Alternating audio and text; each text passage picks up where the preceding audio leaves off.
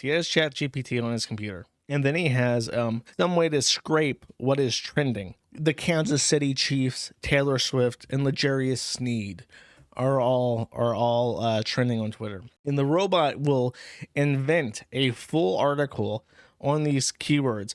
Taylor Swift delivered the touchdown. She intercepted it. She ran it down the field. She did a touchdown. It's just like a nonsense. So you go to Google and you type in Legarius Sneed, Taylor Swift, or whatever the, and this is the top result. You click it. You're confused. You scroll up and down. You see all the ads on the page. This guy, this Serbian gentleman, Nebojša Vujinovic, he gets like 3 pennies. Okay, so this is a Serbian guy someone sent me that I found kind of funny. I will summarize this article briefly. What he's done is he has gone through, and because you know what? Well, this is kind of a spoiler, I guess, but there's all these media companies going out of business, right? Well, when they go out of business, they don't keep the domains forever. So a lot of these old media companies are expiring. And as a result, like the domains are expiring into public use. And as a result, this guy is like he has machines built to buy these domains as soon as they expire. And then he owns an old news company domain name. Let's just say Vice. Like, let's say this guy manages to snipe the vice.com domain. Well, Vice is a really respected domain. And the way that search engines work is that they recognize certain brands and certain domains, and domains have like a trust built into them. So if you manage, and it's also dependent on age. If a domain is old, it is presumed to be more trustworthy because it's been around for so long without getting onto a blacklist. But if a domain is brand new, if it was bought yesterday, that's very suspicious. For instance, Spamhaus, which is like the de facto central authority on what is and is not a spam server. You can't send a single fucking email unless your server is okay with Spamhaus.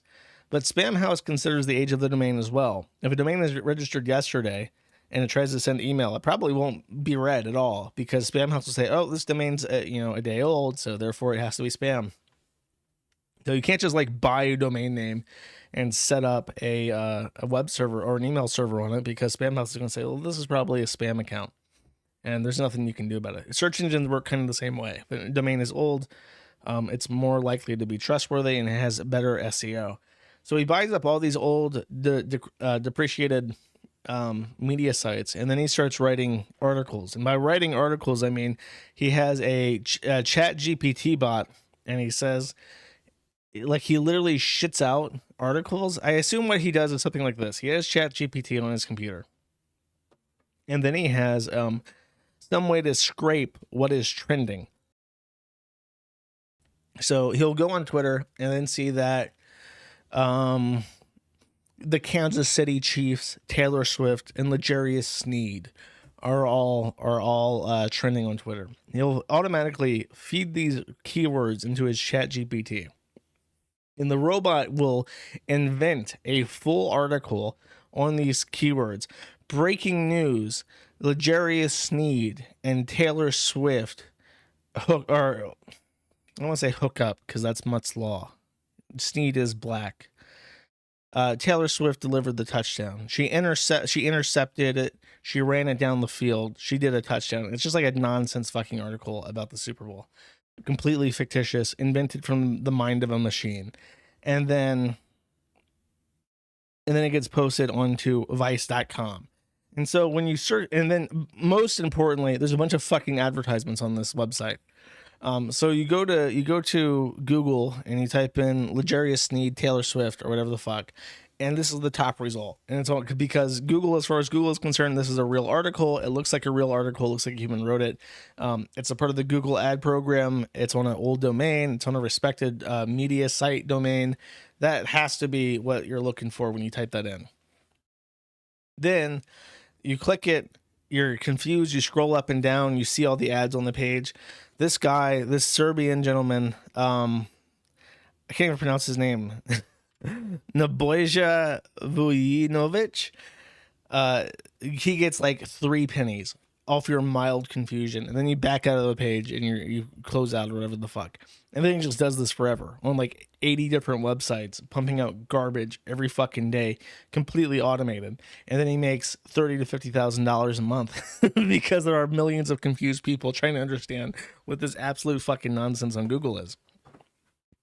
And it's really funny because number one, it fucks with Google, it fucks with the media companies, it fucks with everybody.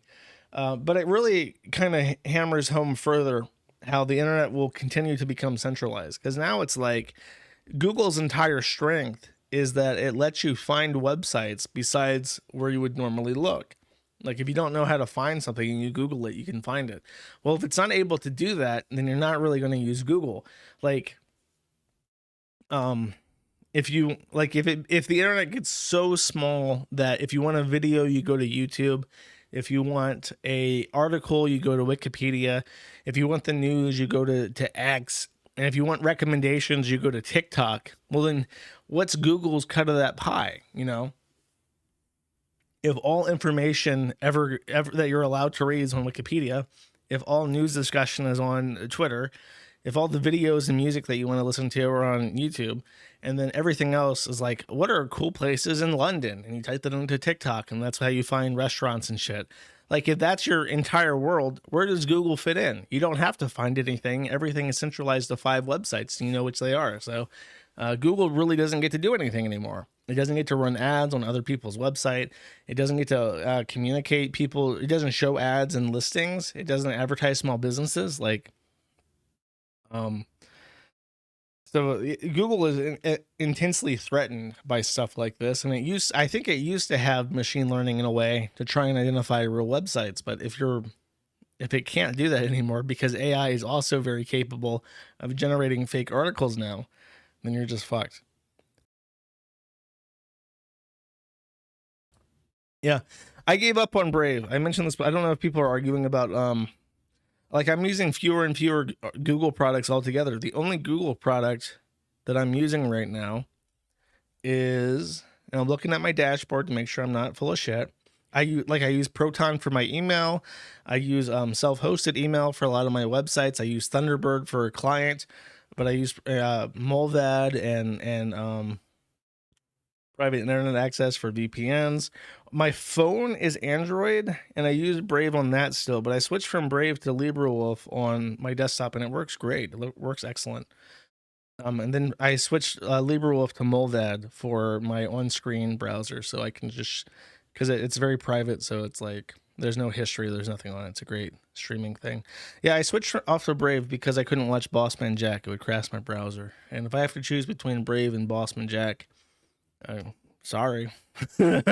Sorry, I will literally switch my entire browser before I stop watching Bossman Jack. 20 hours a day. That's just how it is. That's the rule. Yes, Firefox is Mozilla. So I don't know. Pretty interesting. We're at the end of the old internet for good.